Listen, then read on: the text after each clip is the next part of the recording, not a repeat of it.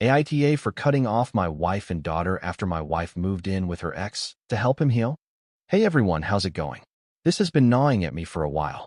I'm not the type to post my life online, but I figured this whole disaster might help someone else out, or at least give someone a reason to take stock of the energy in their own home, because I swear I missed 100 signs before it all came to this. Sarah, 40, and I, Mark, 42, have been married for 21 years. We met at a mutual friend's barbecue. She had this fire in her, sarcastic, smart, able to silence a room with a single comment. I like that. I still do, when it's not aimed at me. We were both broke, trying to figure things out. We married young, had our daughter Olivia, now 19, a year later, and built everything from the ground up. It wasn't a perfect life, but it was stable. I worked long hours as a project manager for a construction firm. She handled the house, then went back to school part-time, and later worked as a wellness coach from home. Over the years, we grew in different directions. Me, more practical. Her, more in tune with her higher self, as she calls it now. Things started to shift a few years ago. Less we, more her. Her tone changed, her patience wore thin, and suddenly, everything I said sounded like a critique to her. And Olivia was always in Sarah's corner, like her personal cheerleading squad. This all happened about 6 months ago. I was sitting in the kitchen, eating leftovers after work. Sarah was pacing, doing that thing she does when she's gearing up to drop something she knows I'm not going to like. Finally, she sits down across from me and says, completely calm, Kevin asked me to go stay with him for a bit to help him out. He's going through a hard time. This isn't her ex-husband or anything official, just an old boyfriend from her 20s. One of those flings she swore were ancient history. I'd only ever heard his name in passing, usually followed by a laugh. Man, what a mess that was. I didn't say anything at first, just stared at her with my fork halfway to my mouth. My brain couldn't process what she'd just said. She kept talking like she was ordering takeout. It'll just be for 30 days. His wife passed away, and he's not handling it well. I think he needs some closure, and I feel like maybe I owe him that. I put my plate aside and leaned forward. So, you're going to move in with your ex-boyfriend for a month while you're married to me? Sarah tilted her head and looked at me like I was the one overreacting. It's not like that. I'm not going to sleep with him or anything. I just want to be supportive. He's grieving. I blinked. Right, because grief is best healed over matching coffee mugs and shared morning routines. She crossed her arms. Don't be a jerk. He lost someone. Yeah, and I'm about to lose someone too. I shot back. Why are you even still talking to him? Since when is this a thing again? We've been talking for a while now. Off and on. It's not like I was hiding it. You didn't mention a single conversation until right now, when you're announcing you're moving in with him. Before she could answer, Olivia walks in from the hallway. Perfect. Of course, she didn't hear the whole thing, but that never stopped her. She's not your property, Dad, Olivia said, her tone sharp. You don't get to dictate who she talks to or where she stays. She can help someone without it being your business. Excuse me? Did I just become your ex-stepfather and not your actual father? I replied. Olivia huffed, flipping her hair back like she was preparing to give a lecture. You always make everything about you. This isn't about you. It's about Mom doing something meaningful for someone who needs it. Olivia, he's talking about me living with my ex for 30 days, Sarah chimed in. It's not like I'm sharing a bed with him. You're sharing a house, I said. Olivia shrugged. You're acting like she's going on a honeymoon. I'm acting like I'm being replaced while I'm still paying the mortgage. Sarah's voice rose a little. This is why I didn't bring it up sooner. I knew you would overreact and turn this into something ugly. No, Sarah, you didn't bring it up because you knew how insane it sounded, and you thought if you just announced it casually enough, I'd roll over and accept it. Olivia rolled her eyes so hard I thought they'd get stuck. You're being ridiculous. Do you think the world revolves around your opinion? She's doing something selfless, and you're throwing a tantrum because it's not about you. I looked at both of them and said flatly, she's literally leaving me. I'm her husband. We live in the same house, and she's choosing to stay somewhere else with a man she dated. What else do you want me to call it? They just sat there, quiet, as if they were the reasonable ones, as if I were the crazy one for thinking any of this was strange. So I didn't yell, I didn't argue.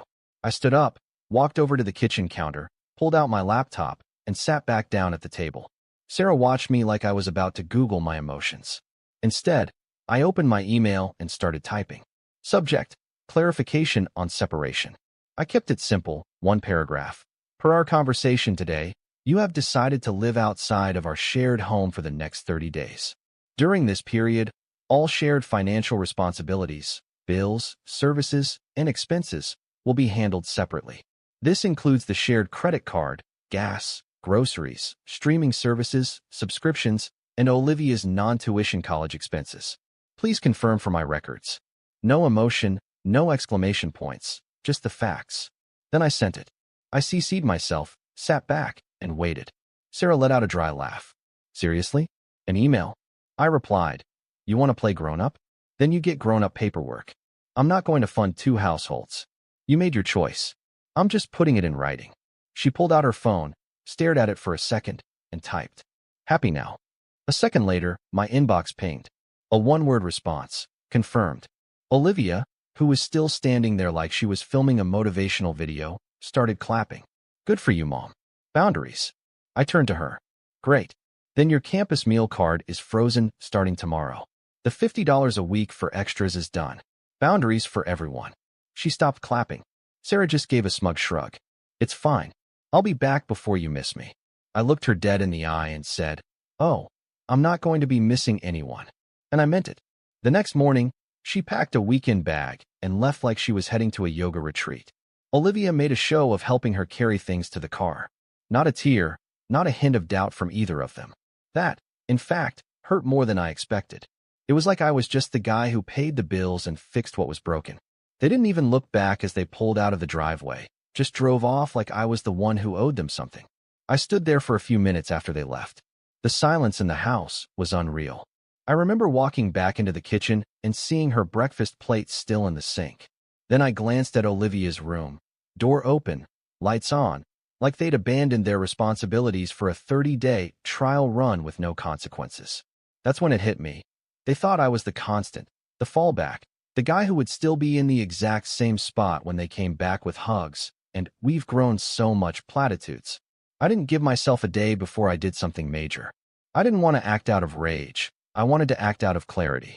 And honestly, the first 24 hours were quiet, too quiet, like the house itself didn't know if it had permission to breathe without their voices bouncing off the walls. I went to work like normal the next morning. I didn't tell anyone what happened. I acted like everything was business as usual. That was pretty much the plan. Don't give anyone a reason to ask questions, just handle my business quietly. But I wasn't ignoring it, I was planning. Because let me tell you something. When you live with people who take you for granted and then remove themselves from the equation thinking you'll just stay put, there's a very satisfying moment when you realize you don't have to. The first thing I did when I got home was sit down with a notepad and start writing down every single shared subscription, bill, payment, and account that came out of my pocket. The list was longer than I thought. Netflix, Spotify, grocery delivery, Amazon Prime, that ridiculous meditation app Sarah swore kept her centered, gone. Every single thing with my name on it that made their lives easier was paused or deactivated. I didn't announce it. I didn't text them. I just did it. Then I checked the shared cloud account.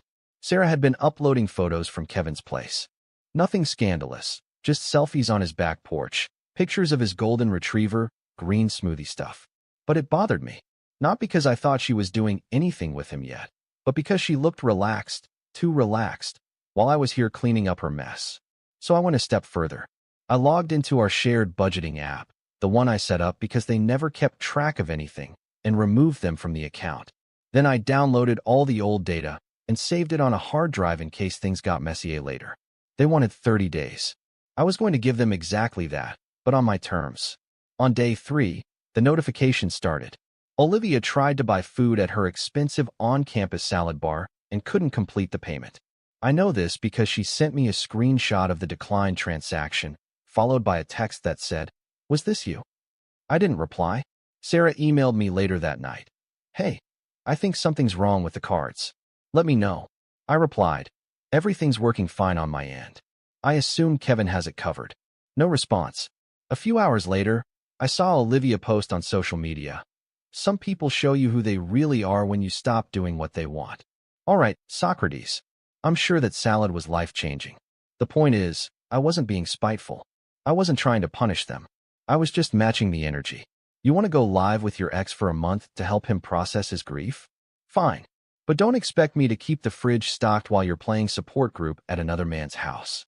The rest of the week was spent clearing out physical and digital clutter. I packed up some of Sarah's things she'd left behind. The stuff she used daily, creams, favorite mugs, a couple of blankets. Not out of spite, just for efficiency. I labeled the boxes, stacked them in the garage, out of sight. Olivia's room was left untouched. Not out of nostalgia. I just didn't have the energy to deal with it yet. But I did turn off the lights she left on and unplug the hair straightener still on the bathroom counter. Power costs money.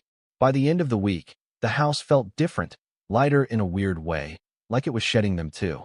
And that's when I realized I had been carrying everything, not just financially, but emotionally and mentally. I was the go-to guy, the one who made sure everything worked, but it came at a price. I'd become a support beam for two people who barely noticed the roof over their heads, let alone who was holding it up. Sarah used to say I was too practical, that I didn't know how to live in the moment. The irony is, I started to do just that the second she left. That weekend, I finally told someone what was happening, my sister, Dana. We're not super close, but she's solid. No nonsense. She lives about an hour away. We usually talk once a week, mostly to check on our mom or complain about work. This time, I called her on a Sunday morning. She picked up and said, "You never call this early. What happened?" I told her. Sarah went to live with her ex for 30 days. I gave her the short version, Sarah's explanation, Olivia's little speech, the whole closure thing. Dana didn't interrupt much, just let me talk. When I was done, she said, "And you're just going to let it happen?" I'm not stopping her, but I'm not funding her either. She was quiet for a moment, then said, "Good. Don't." That was it. No fake outrage, no dramatic gasps, just support. Calm, firm, and honest, she added. "If you need to crash here or whatever, let me know. I've got room." I thanked her but told her I was fine. The silence in my house wasn't the enemy. It was the first time in years I could think clearly. After I hung up, I felt better, not because someone took my side, but because someone saw what was happening and didn't try to sugarcoat it. Dana didn't tell me to fix it. She told me to take care of myself. By the time day 7 rolled around, I had a routine. I was sleeping better, eating better, feeling lighter. What surprised me the most was how quickly the house adapted. No extra pair of shoes by the door. By week 2, things got real quiet. I don't mean peaceful quiet. I mean the kind of quiet that feels like it's right before a storm, when everything is a little too still and your gut tells you something's brewing. I knew something was coming. I just didn't know which direction it was going to hit from. Turns out, it was Olivia who broke first.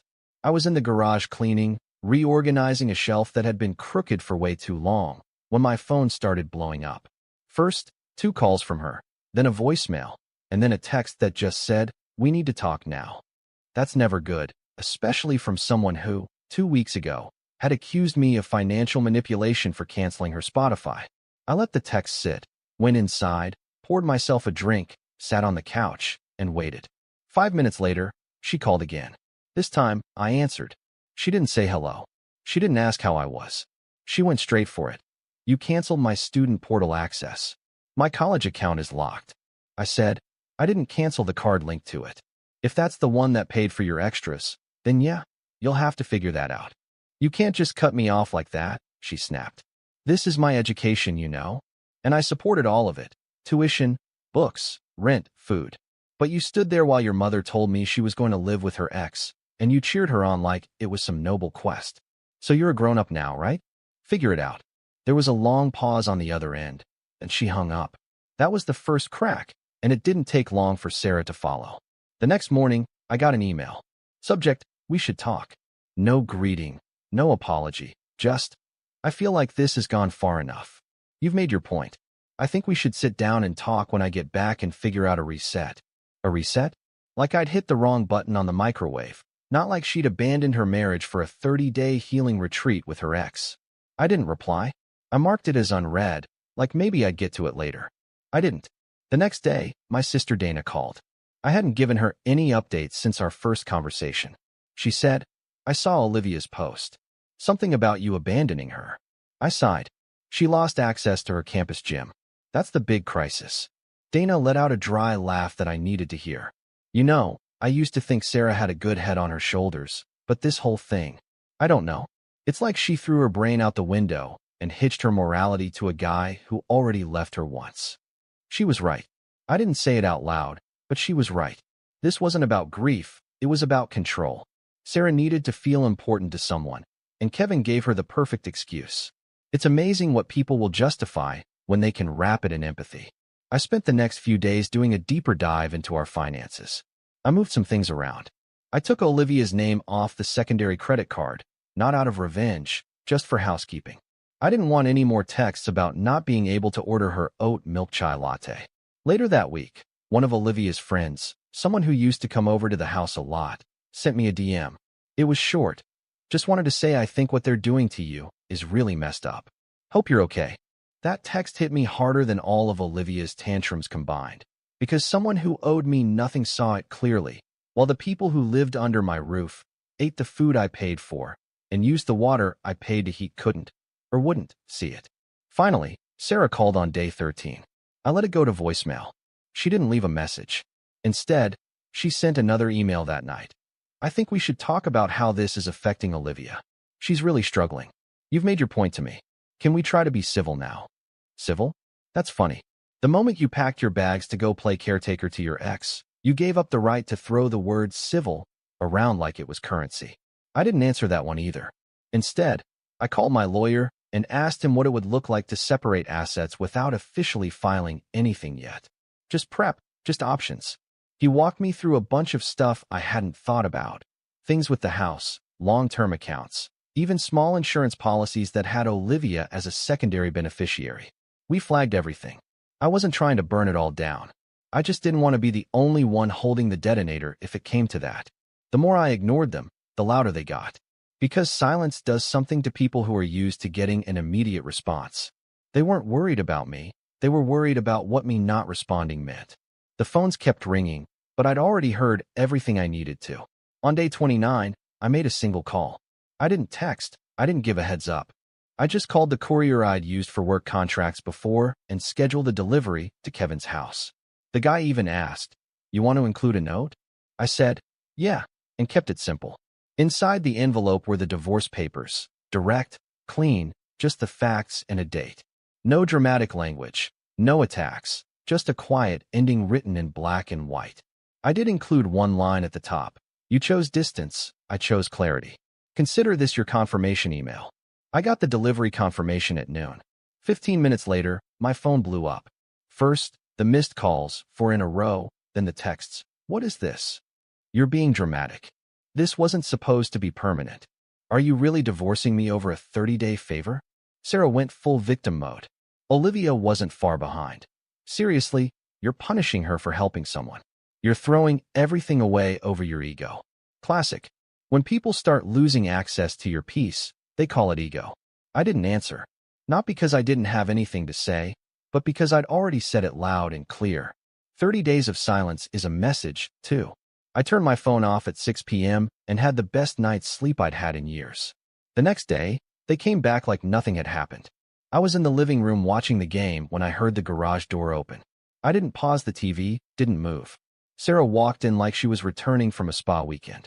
Olivia trailed behind, dragging a suitcase and staring at her phone, already asking what we needed from the grocery store. Sarah looked around and said, "Well, we're home," like I was supposed to be happy about it. I didn't get up, just nodded and said, "I noticed." She waited for more, but I wasn't going to offer it. Olivia went straight to the dining room, where I had my laptop and papers spread out on the table, and said, "Can you move your stuff? I need to set up."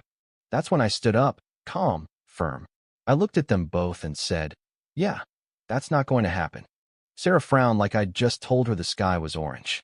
"Excuse me. She can't just not let us back in like this is some sitcom with a season reset." I told her, "You made your choices. I made mine." Olivia dropped her bag on the floor and crossed her arms. "It's still our house." I shook my head. "It was. Now it's where I live. If you want in, you start at the front door." Sarah looked genuinely offended. "We were gone for a month. We didn't cheat on you. We didn't wreck the house. I was helping someone who lost their wife. Why are you being so dramatic?" "No," I told her. "You were helping your ex. You moved in with him, cooked, cleaned. You were smiling in his pictures like you were auditioning for part 2 of your old life. And you expected me to just be here with warm towels. She didn't answer. That silence said more than anything. I picked up the manila folder I'd prepared and handed it to her. Here's everything I removed you from: subscriptions, autopays, accounts. It's a list of the things you assumed I would just keep covering. She held it like it was on fire. Olivia looked around like she was finally noticing something was different. We can't even stay for tonight, she asked. You can sleep in the garage if you want, I said. Your mom's boxes are out there. Or you can go to your friend's place, like you always do. Sarah's voice broke. You sent me divorce papers. This is insane. No, I said. Insane is leaving your husband to play house with your ex, and then getting mad when that husband stops waiting for you. Olivia huffed and grabbed her bag again. Wow. Toxic. I smiled. Boundaries aren't toxic. You just don't like them when you're not the one setting them. Sarah softened her voice like it might erase the last month. So this is it. You're just giving up. I gave you 30 days. You used them. Now I'm using mine. They stood there for another minute, like they were still trying to figure out the puzzle. But there was no puzzle, just choices and consequences. Sarah eventually turned and left. No hug, no apology. Olivia followed, muttering something I didn't bother to understand. I just stood there, listening to the sound of the door closing. After they were gone, I walked through the house, not because I was lost, but because I wanted to feel it. The quiet, the space, the newness of it all. It felt bigger than before, not physically, but emotionally. There was more room to breathe, more room to exist without being pushed or pulled. I walked past the kitchen and looked at the mug cabinet Sarah always kept overflowing with her collection. It was half empty now. I liked it that way. I went into the bedroom, lay down on the bed, and stared at the ceiling fan. It wasn't turning. The remote was on her side of the bed. I didn't reach for it. I closed my eyes and realized something crazy. I wasn't angry. I wasn't resentful. I was just done. The courtroom was quiet. No audience, no gasps, no dramatic walk-in music like Sarah probably imagined in her head. Just a cold hallway, old carpet, and a couple of lawyers waiting with binders like it was any other Tuesday, because it was. Sarah arrived looking put together but nervous. Hair curled, full makeup, wearing the necklace I bought her 2 Christmases ago, the one she said made her feel classic. Olivia didn't come, which surprised no one. That was her pattern. Talk a big game at home, go silent in real life. She barely looked at me when she walked in, just gave me a tight-lipped nod and sat on her side of the room like we were strangers waiting for the dentist. My lawyer leaned over and said, "She's nervous." "She should be," I replied. Sarah had filed a formal response to the divorce. Nothing special, a few vague statements about how things had been misconstrued and she never intended for the separation to be permanent. It was the kind of legal fluff you write when you can already feel the floor crumbling beneath you. But it didn't matter. What mattered was what she had put in writing and what I had saved, backed up, and brought in triplicate. When the judge walked in, he didn't waste any time.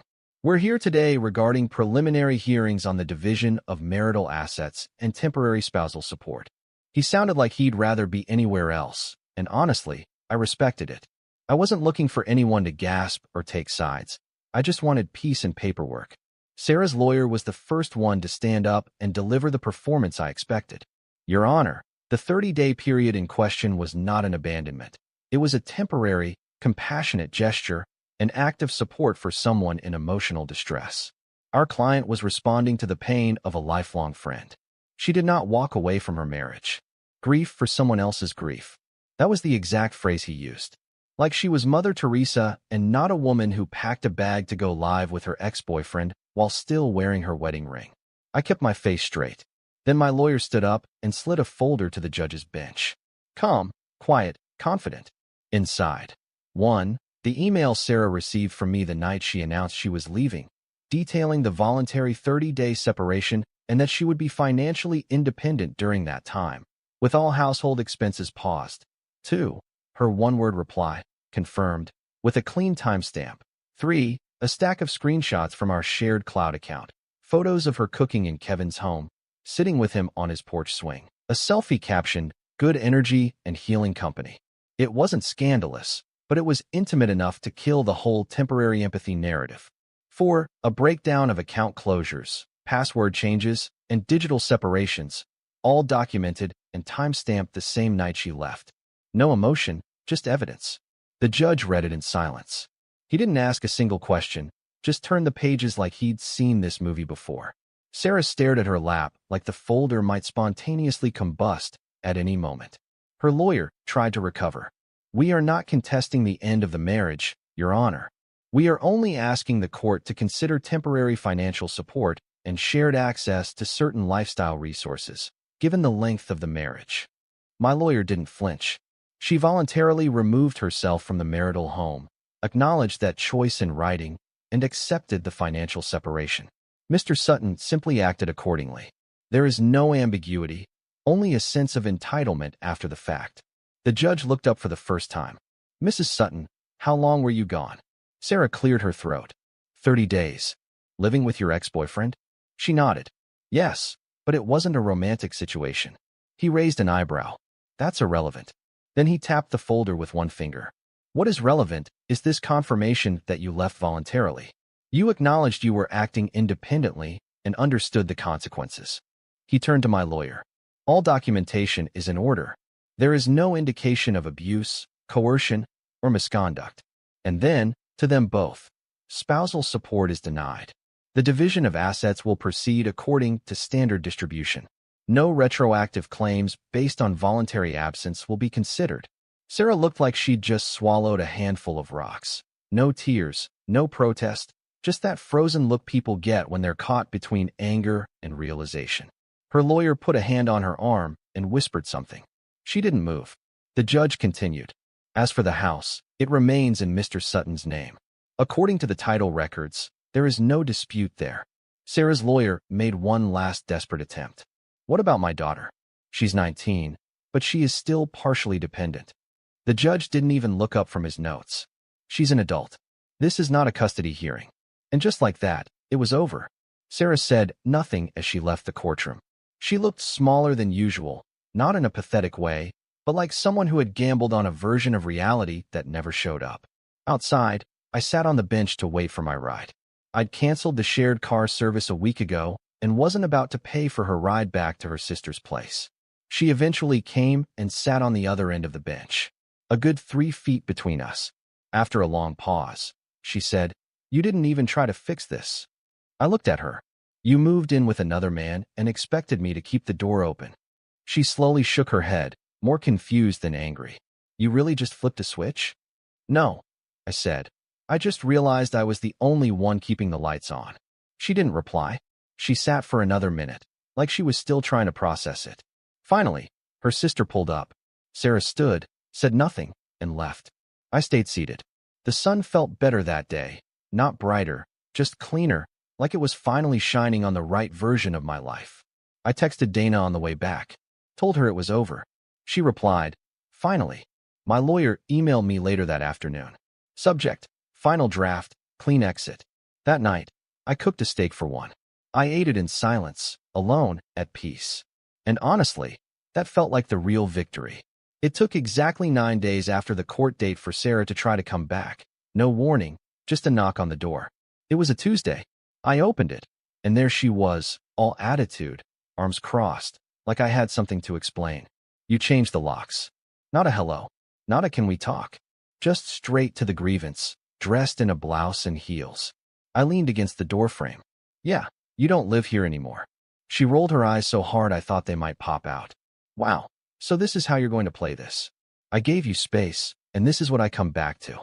"You didn't give me space," I said. "You gave my space to your ex." She ignored that. "I need to get some things, important things I left." I shrugged. "I packed it all. It's in the garage. You can get it, but that's it." Sarah took a step like she was going to walk right past me. "I'm not doing this out here. You're not doing it in here, either." She looked genuinely confused, like she was just realizing this wasn't her house anymore, like the judge's ruling didn't count because in her head, we were just on a break. She huffed. "So this is who you've become. Cold, petty, closing the door on your wife like she's a stranger." "Ex-wife," I said. "And strangers don't usually treat me like I'm disposable."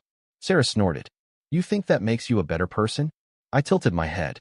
"I'm not trying to be a better person. I'm just trying to be left alone." She crossed her arms even tighter. "I gave you time. I gave you space. I thought you'd get over it. You thought wrong, I said. Finally, her eyes drifted toward the driveway. Olivia's in the car. That makes two people who don't live here, I replied. Sarah's head snapped back to me. You really don't care, do you? After all the years I gave you. You didn't give me years, I told her. We shared time. And then you gave yours to someone else like I'd always be here. I won't be. She didn't like that answer. She started pacing on the porch like she was gearing up for a monologue. Do you know what it feels like to be invisible? To live with someone who doesn't listen to you? I nodded. Yeah. You're describing the last 3 years of our marriage. Her jaw tightened. She was losing her grip, and she knew it. She started, but didn't finish. I waited. Nothing. You thought I'd just be here with the porch light on, waiting for you to come back. I thought you'd understand, she said, almost a whisper. I do understand, I replied. That's why I filed the papers. Sarah opened her mouth again, but nothing came out. Finally, she glanced toward the garage and said, Fine, I'll get my things.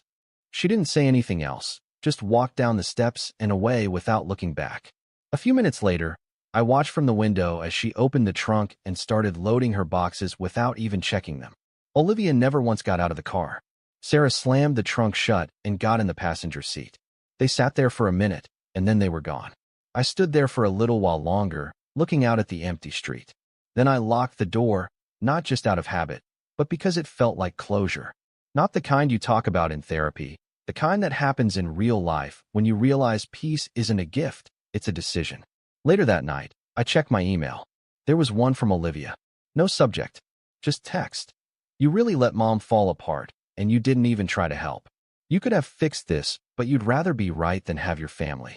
No mention of how she encouraged her mom to go stay with another man.